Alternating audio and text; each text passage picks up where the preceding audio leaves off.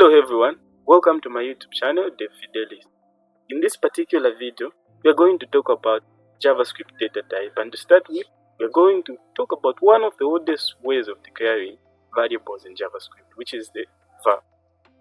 As you can see, I will declare a new variable called name, and I will give it a name of John Doe, and then let us go ahead and try and console log this particular name. Okay. So if we run this, we are going to get John Doe in the terminal there. But there is a problem with this particular declaration of data types in that it has got function scope. What do I mean? Let me give you an example of what I mean. Let us try and declare a new function called, let's say name. Wow, I can't spell. Anyway, let's get back to it. Let's call it name. So this particular function, we are going to put an if statement inside the function. So this if statement is going to have its own scope inside the name function.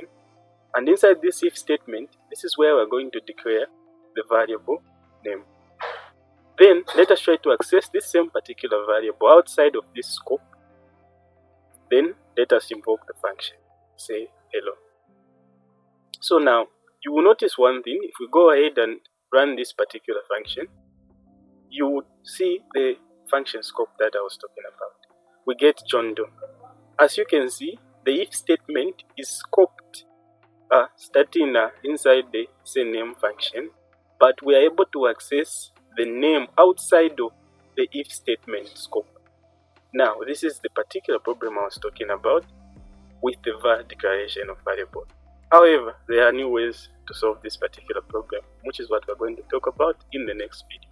Stay tuned. Don't forget to like, share, and subscribe. Remember, we are programmers. We don't declare war, we declare variables. Peace out.